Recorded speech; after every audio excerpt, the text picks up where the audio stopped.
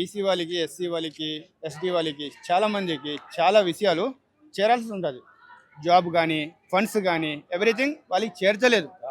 చాలామంది ఏమంటే మీద మీద ఉన్న పొలిటికల్ లీడర్స్ పేరు తీయవద్దు, వాళ్ళు దోచుకొని తినేస్తున్నారు. ఇప్పుడు అక్క ఏంటిది మొత్తం ఓపెన్గా క్లియర్గా చెప్తుంది, మీకు 50%, మీకు 60%, ఎవ్రీథింగ్ క్లియర్గా. బట్ చాలామంది ఏం చేస్తున్నారు, ఉన్న ప్రభుత్వం కానీ, లాస్ట్ ప్రభుత్వం కానీ, ఈ బీసీ వాళ్ళు కానీ, ఎస్సీ వాళ్ళకి కానీ, ఎస్టీ వాళ్ళకి కానీ అంత ఛాన్స్ ఇస్తలేరు. వాళ్ళని ఒక మనుషుల్లాగా అనుకుంటలేరు. ఏమో ఒక మనుషుల్లాగా చూడాలనేసి అనుకుంటుంది. దానికి ఈ మీటింగు. అంటే 10 ఏళ్ళుగా లేని కవితకి సామాజిక న్యాయం అనే అంశం సో సడన్గా ఇప్పుడు ఎట్లా వచ్చింది కవిత గారికి అని చెప్పేసి అడుగుతున్నాను. నేను మిమ్మల్ని ఒక క్వశ్చన్ అడుగుతున్నా. ఇప్పుడు మీరు ఎక్కడ పని చేస్తున్నారు? మీరు ఎక్కడ పని చేస్తున్నారు? ఏ రిపోర్ట్? ఒక ఛానల్ చేస్తున్నారు. ఇప్పుడు మీరు మీ బాస్ మాట వింటారా, మీ ఇష్టానికి పని చేస్తారా? బాస్కే కదా. అప్పుడు యాక్చువల్ ఒకప్పుడు ఏమంటే అక్క వచ్చి కేసీఆర్ గారు కంట్రోల్లో ఉండింది. ఈ మధ్య నడవదు. అందుకని ఇప్పుడు ఈమె ఫ్రీ బర్డ్గా వచ్చి ఆమెకు ఏది నచ్చుతుందో ఆమె చేస్తుంది.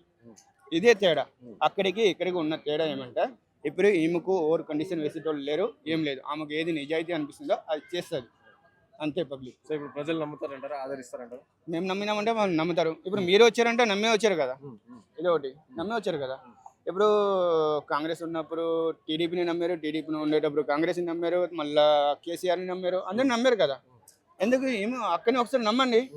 పోయేదామంది 5 సంవత్సరాలు ఇచ్చి చూడండి అక్కకు, దాని తర్వాత తెలుస్తుంది మీకు. ఈమె 5 కండిషన్లు పెట్టింది, ఆ 5 కంప్లీట్ చేస్తుంది అంతే. ఏమి వచ్చి బస్సు ఫ్రీ ఇస్తా, మీకు ₹1,00,000 ఫ్రీ ఇస్తా, అదంతా కాదు. మీకు ఏం చేరాలనో అది చేరుతుంది అంటుంది. తెలంగాణ ప్రజలకి ఏం చెప్పాలనుకుంటారు? తెలంగాణలో అత్యధికంగా ఉన్న ఎస్సీ, బీసీ, ఎస్టీల హక్కులను, వాళ్ళ వాటాను ఖచ్చితంగా రాజకీయంగా అన్ని పార్టీలు ఇవ్వాలి. అన్ని పార్టీల కంటే ముందుగా మేము ఇచ్చి తీరుతామనే ఒక సంకల్పంతో కల్వకుంట్ల కవితక్క గారు ఈరోజు ఇంత గొప్ప సభను ఏర్పాటు చేయడం జరిగింది. అంటే పార్టీ పెట్టినప్పటి నుంచి కూడా బీఆర్ఎస్ పార్టీలో ఉండి కూడా ఎంపీగా ఎప్పుడు మాట్లాడలేదు. అదే నిరుద్యోగులకు అన్యాయం జరిగింది, ఉద్యమకాలకు అన్యాయం జరిగింది. ఇప్పుడు అందరూ రోడ్లపైన ఎక్కుతా ఉంటే మేము మద్దతు ఇస్తామని చెప్పడం కరెక్ట్ కాదు కదా. అప్పుడు ఏం చేసిందంటూ రకరకాల మాటలు మాట్లాడుతున్నారు కొందరు. అయితే విమర్శలు ఒకసారి మనము ఒక కొత్త దారి ఎంచుకున్నప్పుడు విమర్శలు సహజంగానే వస్తాయి. మనము ఏదైనా సంస్థకు కావచ్చు, ఏదైనా పార్టీకి కావచ్చు, ఏదైనా కంపెనీకి కావచ్చు, మనం యజమాని కానప్పుడు ఖచ్చితంగా కొంత స్తబ్దతగా ఉండిపోతాం. యజమాని ఇంకొకరైనప్పుడు మనం ఆ సంస్థలో ఒక సభ్యులమైనప్పుడు ఆ సంస్థకు లోబడే మనం పని చేయవలసి ఉంటుంది. కాబట్టే ఆ రోజు కల్వకుంట్ల కవితక్క గారు కొంత మౌనం దాల్చింది. తన మనసుకు గాయం అనిపించే సంఘటనలు జరిగినా, తన మనసును గాయపరిచే సంఘటనలు జరిగినా, తను ఆ పార్టీకి ఓనర్ కాదు కాబట్టి ఆ రోజు మౌనంగా ఉండవలసిన పరిస్థితి ఎదురైంది.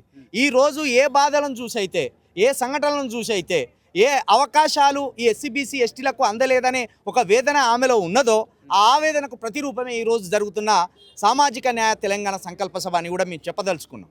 అంటే ఇప్పుడున్న పరిస్థితుల్లో ఫ్రీ విద్యా వైద్యం ఇస్తామని చెప్పేసి ఒక హామీ ఇచ్చారు పంచజన్యంలో సంబంధించి. నిజంగా సాధ్యమేనా ఇప్పుడు పరిస్థితుల్లో? చాలా చాలా చాలా చాలా సాధ్యం. ఏ విధంగా అంటే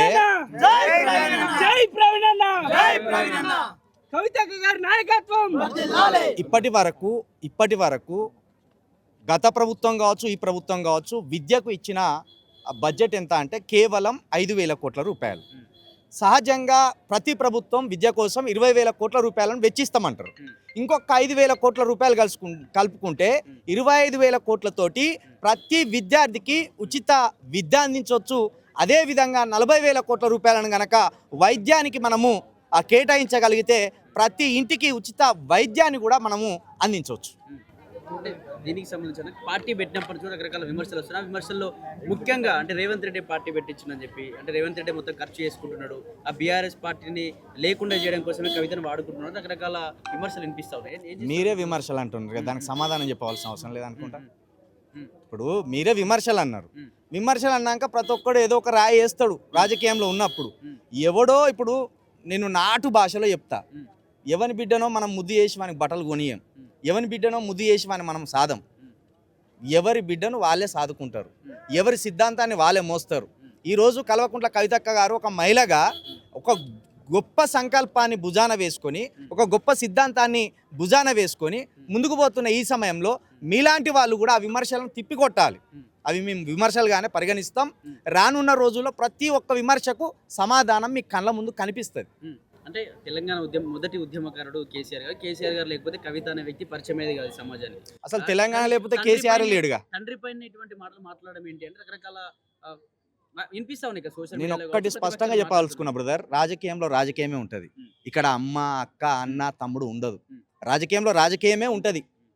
అది నువ్వు అఖిలేష్ యాదవ్ని చూసుకున్నా కావచ్చు, ఎన్టీఆర్ గారిని చూసుకున్నా కావచ్చు, రాజీవ్ గాంధీ గారిని చూసుకున్నా కావచ్చు, ఎవరిని చూసుకున్నా మన కళ్ళ ముందు చంద్రబాబు గారు కూడా ఉన్నారు. ఎవరిని చూసుకున్నా రాజకీయంలో వాళ్ళు నమ్మిన సిద్ధాంతానికి కట్టుబడి రాజకీయం చేస్తారు. ఇక్కడ తండ్ర చెల్లె అక్క తమ్ముడు అని ఉండదు. మరి అదే కేసీఆర్ గారిని అడగండి మీరు, ఇదే మైకులు పెట్టి సొంత బిడ్డను కనీసం వివరణ అడగకుండా ఎట్లా మీరు బహిష్కరించాలని. రానున్న రోజుల్లో ఎస్సీ బీసీ ఎస్టీలకు సంబంధించిన రాజకీయ వాటాను మేము ఇవ్వబోతున్నాం.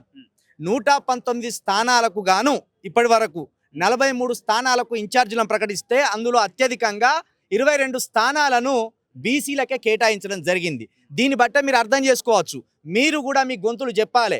టీఆర్ఎస్ ఆధ్వర్యంలో కల్వకుంట్ల కవితక్క గారు 22 స్థానాలు బీసీలకు కేటాయించిండ్లు. ఈ సామాజిక న్యాయాన్ని అన్ని పార్టీలు కూడా ఆమోదించి నెరవేర్చే దమ్మున్నదా అని మీరు కూడా అడగాలి.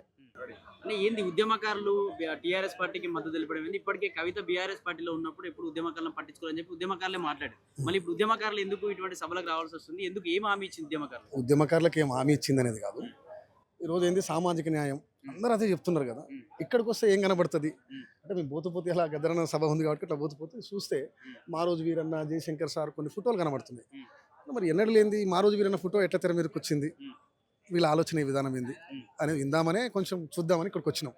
ఎట్లా అనిపించింది వచ్చిన తర్వాత ప్రోగ్రామ్? ఇప్పుడు ఒకటేనండి, మనం ఇప్పుడు ప్రోగ్రాంలో ఇక్కడ మాట్లాడింది వాళ్ళు ఆచరణలో పెడితే బాగుంటుంది. వేదికలు ఎక్కినప్పుడు ఎవరైనా మాట్లాడతారు. ఇప్పుడు కవితకు తెలంగాణ బిడ్డ కాబట్టి ఆమెకు హక్కు ఉన్నది. భారతదేశంలో ఎవరైనా మాట్లాడవచ్చు. కానీ ఐడియాలజీ వచ్చినప్పుడు లెక్క. ఇప్పుడు నాకు ఒక బాధ అనిపించింది అక్కడ రాంగ్లో. అప్పుడు కూడా చూసిన మరి మా రోజు వీరైనా ఫోటో ఉంది, బెల్దిలతక్క ఫోటో లేదు అక్కడ. అది కూడా డౌట్ వచ్చింది, మరి ఎందుకు బెల్దిలతక్క ఫోటో లేదు? ఆమె ఉద్యమ నాయకురాలే. ఇలా బీసీల కోసం అని అంటున్నావు, బీసీల ఆమె బీసీ నాయకురాలే కదా. అంటే నేననే నా అభిప్రాయం ఏంటంటే ఈ బీసీ వాదం బీసీ వాదాన్ని కాకుండా భోజనవాదాన్ని ఎత్తుకొని రాబోయే రోజుల్లో అన్ని వర్గాలను సబ్బండ వర్ణాలను కలుపుకొని పోయే విధానంగా ఎవరైనా చేస్తే వాళ్ళు సక్సెస్ అవుతారు. కానీ ఏదో ఆ పూటకు వచ్చి మనము పార్టీలు పెట్టినాము మాట్లాడినామంటే మాత్రం కరెక్ట్ కాదు. అంటే ఇప్పటికే బీఆర్ఎస్ పార్టీ 2 దఫాలుగా అధికారంలోకి వచ్చినప్పుడు కల్వకుంట్ల కుటుంబం సంబంధించిన కవిత అంటే ఇప్పుడు పార్టీలో ఉన్నప్పుడు సపోర్ట్ చేయలేదు. ఇప్పుడు వచ్చి నేను అసలు సామాజిక తెలంగాణ తీసుకొచ్చా, లేకపోతే ఉద్యమకాలకు మద్దతు ఇస్తున్నాను, నిరుద్యోగులకు మద్దతు ఇస్తున్నాను అని చెప్పి మాట్లాడడం నిజంగా ప్రజలు స్వాగతించే అవకాశం ఉందా? అది ప్రజలు నిర్ణయిస్తారు అది. ఎందుకంటే మనం ఎట్లా చెప్పగలుగుతాం ప్రజలు స్వాగతిస్తారా స్వాగతించారని? ప్రజలు నిర్ణయిస్తారు. ఇంకొక విషయం ఏంటంటే కొంచెం ఉండొచ్చు రిలేజ్ ప్రజలలో ఉంటుంది. ఎట్లుంటుంది అంటే మేము 9.5 సంవత్సరాలు అధికారంలో ఉన్నప్పుడు ఏం మాట్లాడలేదు, ఇప్పుడు వాళ్ళ కుటుంబ గొడవలతోటి ఏదో బయటకు వచ్చిందని కొంతమంది మాట్లాడుతారు. అయితే నేను కూడా ఏమంటున్నానంటే ప్రత్యామ్నాయం కావాలి. ఇక్కడ ఉన్నటువంటి రాజకీయ పార్టీలకు ఒక ప్రత్యామ్నాయం కావాలి. అది కవిత ద్వారా వస్తుందా, వింకుల ద్వారా వస్తుందా, ఎవరి ద్వారా వస్తుందా అనేది తర్వాత. కానీ నేననేది ఏంటంటే ఉద్యమకారులను అడ్డం పెట్టుకొని ఇంకా రాజకీయాలు చేయకండి, తెలంగాణ సెంటిమెంట్ని అడ్డం పెట్టుకొని రాజకీయాలు చేయొద్దు అనేది నా రిక్వెస్ట్.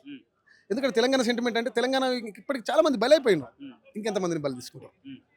కవిత వచ్చినా స్వాగతిస్తాం. కవిత వస్తే కూడా ఎందుకు స్వాగతిస్తాం అంటే నువ్వు నిజాన్ని మాట్లాడితే స్వాగతిస్తాం. నేను ఆ రోజు కూడా అదే చెప్పిన నీకు. ఇప్పుడు కవిత తెలంగాణ ఆడబిడ్డ కాబట్టి మా సోదరే కదా, ఏం చేస్తున్నది ఎట్లెట్లుంది చూద్దామని వచ్చినాం. ఇప్పుడే చెప్పినా కదా నేను ఇంకా ఆమె మాట్లాడలేదు, మాట్లాడినాక తెలుస్తుంది. ఇంతవరకు మాట్లాడినప్పుడు నిరుద్యోగుల గురించి మాట్లాడింది, ఉప్పల్ బగాయత్లో పోరాటం చేస్తామన్నది పోరాటం చేసింది. సరే ఆమె చేసిందా, ఇలాంటి ఉద్యమకారులు చేసిందా, కొంచెం కొలిక్కేతో కమిటీ వేసిండ్రు వాళ్ళు. ఆ కమిటీ వేసిన ఆ కమిటీలో కూడా ఏం లాభం లేదు. ఆ కమిటీ కూడా ఎటువైపు పోతుందంటే అది ఇక్కడ మాట్లాడదో నాకే తెలుస్తలేదు. ఆ కమిటీ కూడా ఎటుపోతుందంటే కోదండరాం వెనకాల ఉన్న వాళ్ళు చిలిప్ రాజస్థానికంగా ఉన్న వాళ్ళు చించి పరిస్తున్నారు. నాకు చాలా బాధ అనిపించింది. మహిళల గౌరవం అసలు ఎందుకండి ఇవాళ తెలంగాణలో మహిళల పాత్ర లేని తెలంగాణ ఏర్పడ్డదా? తెలంగాణ ఉద్యమకారుల కమిటేసినప్పుడు మహిళ అయితే ఒక మహిళ ఉండాలి కదా. అక్కడ ఉన్నారా మహిళలు? ఉన్నారా? అసలు ఉద్యమకారుల పట్ల గౌరవం లేకుండా మాట్లాడుతున్న కేకే. ఆయన తెలంగాణ ఉద్యమాలకు ఏం సంబంధం ఉంది కేకేకు? ఆయన రాజశేఖర రెడ్డి దగ్గర సలహాదారుగానే ఉన్నాడు, రోషయ్య దగ్గర ఉన్నాడు, కిరణ్ కుమార్ దగ్గర ఉన్నాడు, కేసీఆర్ దగ్గర ఉన్నాడు, ఇప్పుడు రేవంత్ దగ్గర ఉన్నాడు. ఆయన ఏ పార్టీ వచ్చినా అధికారంలోనే ఉండడానికి ప్రయత్నిస్తున్నాడు. ఉద్యమకారులకు ఆయనకి ఏం సంబంధం లేదు. ఆయన ఉద్యమకారుడే కాదు. ముఖ్యమంత్రి ఉద్యమకారుడు కాదు కదా. నేను మళ్ళా ముఖ్యమంత్రి ఏం పెడుతున్నాడు? రవీంద్ర భారతిలో పెడితే ఇలా గద్దరన్న వర్ధంతుంది. రవీంద్ర భారతిలో ఎవరిది పెట్టాలి? గద్దరన్న పెట్టాలి. ఎవరిది పెట్టిండు? బాలసుబ్రహ్మణ్యం పెట్టిండు, ఆ? మన అంత్యశ్రీ చనిపోయిండు, ఆయన సాగుకు పోయిండు, ఓ పెద్ద ఘాటు కడతాం ఇంతవరకు దాన్ని మొదలు పెట్టిండా. కానీ ఓ జూబ్లీస్ ఉప ఎన్నికలలో ఎన్టీ రామారావు బొమ్మ పెడతాను, ఆ తక్షణం ఎన్టీ రామారావు బొమ్మ పెట్టిండు. ఆయన ఆంధ్ర పాలకుడు, తెలంగాణ పాలకుడు చంద్రబాబు నాయుడు తొత్తు. బాధ అనిపిస్తుంది. తెలంగాణ గడ్డ మీద పక్కన పెట్టిన కాడికి చాలు, ఇంతకుముందు పెట్టిన విగ్రహాలు ఉన్నాయి కదా చాలు, మళ్ళీ కొత్త విగ్రహాలు ఎందుకు తెలుస్తున్నాయి తెలంగాణలో? ఇక్కడ టీఆర్ఎస్ పార్టీ వెనుక కవితను కూడా రేవంత్ రెడ్డి కూడా నడిపిస్తుందని చెప్పి వినిపిస్తుంది. ఏమైనా అనిపించిందా మీకు? నాకైతే నేను ఎక్కడ వినలేదు. అది ఒక్కొక్కరు ఒక్కొక్క రకంగా అనుకుంటారు. ఒక ఆయన అంటాడు, ఒక మిత్రుడు ఒక పాటలో చెప్పిండు, నీ వెనుక ఏ పార్టీ ఉంది తల్లి అని. అది భారతీయ జనతా పార్టీ అని ఒక ఆయన అంటాడు, కాంగ్రెస్ పార్టీ ఉందని ఒక ఆయన అంటాడు. మరి ఆమె వెనుక ఏ పార్టీ ఉందో నాకైతే తెలియదని మనం చూస్తున్నాం అంతే. ఏం జరుగుతుందో, వీళ్ళు ఏం మాట్లాడుతున్నారు అన్ని అబ్జర్వేషన్ చేయాలి.